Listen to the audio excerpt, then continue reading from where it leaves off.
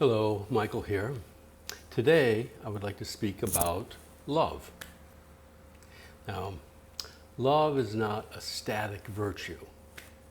It's a living dynamic between interest and care for self and interest and care for others. It nurtures both freedom and connection. And this lives in the teaching, love others as you love yourself. Now, when it's deficient, selfishness prioritizes the self in isolation at the expense of others, right? Fearful that giving will deplete or endanger one's identity. On a very primitive level, love exists as a survival instinct, but even this often veils insecurity or feelings of scarcity. In its deficiency as love without others, love may exist in a closed way, introspective and impenetrable. In its excess, love transforms into enablement when one loses the self in pleasing, rescuing, or otherwise dissolving into the needs of the other. Feeling into others, even, or empathy without discernment, all this leads to exhaustion and codependence. Now, love balances empathy with holding boundaries, generosity with sovereignty. One holds caring for others without losing oneself. Love is soul alchemy. In anthroposophy, love is seen as the highest moral force that transforms the human soul into a vessel of freedom and service. In evolutionary astrology, love is understood as the soul's chosen arena for growth, karmic healing, and the unfolding of destiny across lifetimes. From an anthroposophical perspective, love is moral imagination. Now, Rudolf Steiner emphasized that true love arises when we act out of freedom, not compulsion. Love is not merely emotion, but a conscious deed born from moral intuition and imagination. The three stages of love are recognized in the sense that anthroposophy distinguishes between instinctual love, rooted in desire, soul love, rooted in sympathy and shared feeling, and spiritual love, rooted in selfless devotion to the other's becoming. In Steiner's view, love is a cosmic force, the creative power that balances karma and harmonizes human evolution.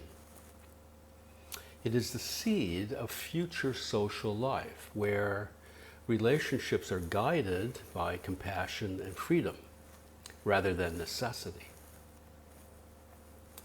Anthroposophy frames love as the Christ impulse, the Christ principle, an archetypal force of redemption that transforms egotism into service, enabling humanity to evolve towards spiritual brotherhood.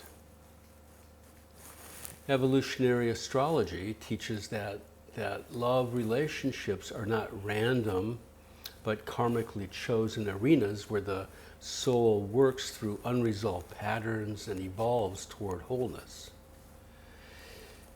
We make soul contracts with partners with whom we have past life dynamics, or they are seen as mirrors of such dynamics. Love challenges us to confront shadow material, heal wounds, and embody our authentic self. In evolutionary astrology, Pluto symbolizes the soul's evolutionary intent, where we find Pluto sitting in the chart often reveals the deeper lessons of love, really. Whether it's about power, surrender, intimacy, or transformation that's needed. Love is not only about attraction, but about the soul's journey. Even painful relationships are viewed as sacred ground for growth, helping the soul move closer to its true essence. The soul's desire to evolve is in Pluto, representing the soul's deepest evolutionary intentions. In the context of love, deficient love, or selfishness, indicates unresolved karmic fear. Pluto in hard aspects to Venus or Moon may show past life trauma around intimacy or loss. Excessive love, enablement, is compulsive merging, yeah? Now, for instance, Pluto in Libra or Pisces, or an aspect to Neptune and or Venus, can indicate lifetimes of losing the self, oneself in others. The soul must learn to transform survival-based attachment into consciously empowered connection. The lunar nodes show karmic memory and evolutionary direction. The south node reveals past life habits, perhaps overgiving, martyrdom, yeah, or emotional withdrawal. And this all depends on one's evolutionary state. The north node points to the soul's growth edge, learning discernment, boundaries, and sovereign love. For example, the south node in Pisces indicates past lives as spiritual merging and rescuing, while the north node in Virgo, okay, its polarity, indicates learning intentional service with boundaries and clarity. As the archetype of love and values, Venus governs how we give and receive love, what we value, and how we relate.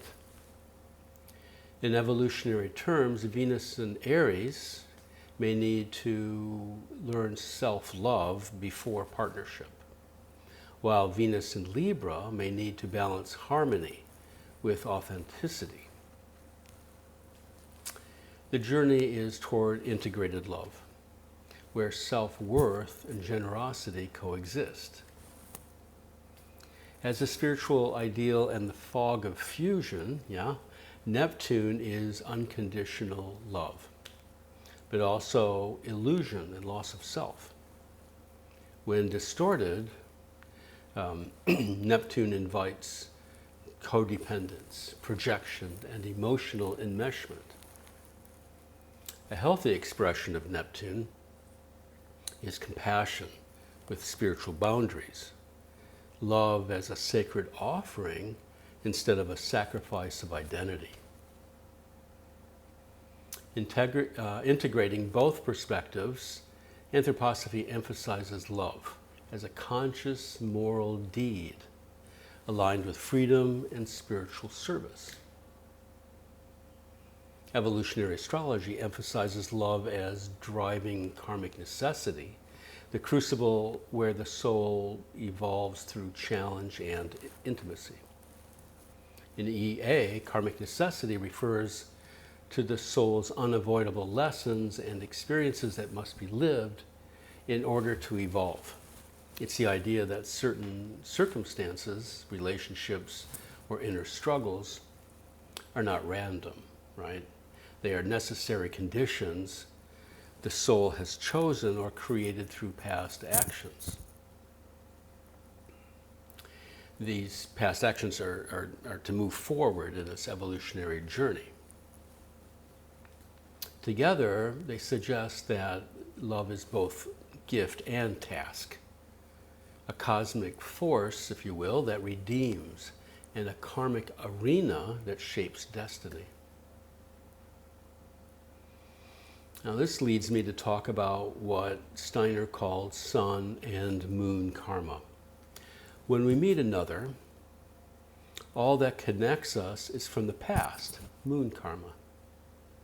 In our life between death and rebirth, we experience what we experience together, the effects of our own thoughts and feelings and deeds on the other, Through this experience, we feel compelled to meet again in a new life, to compensate, transform, further develop, or conclude certain dynamics in the relationship. Now, speaking aphoristically, moon consciousness has to do with, night consciousness, sleep, and dreamlike soul conditions, even subconscious guidance. Now, this old karma works in us instinctually and with a feeling of necessity. It's like a dream that we come together. We can recognize these people by the magnetic gravitational pull we feel upon meeting them, the way we are inwardly affected by them. Every shade of feeling from, passionate love to violent antipathy to a subtle sense of familiarity, right? These are all clues for us about moon karma.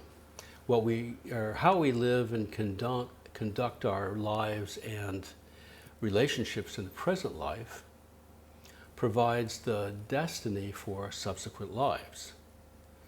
But what we do in freedom and out of love creates what can be built upon as sun karma for the future.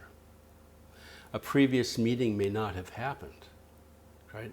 We share some common spiritual impulse, and are free from a certain degree of previous karmic baggage, but not necessarily so.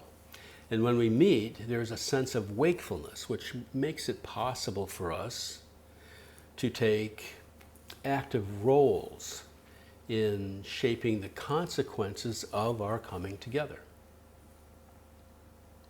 What is felt in the moon karma encounters is now experienced as possibilities and freedom. These can be recognized by the sense that there is a task to do together, a feeling of wanting to create something together that is greater than ourselves.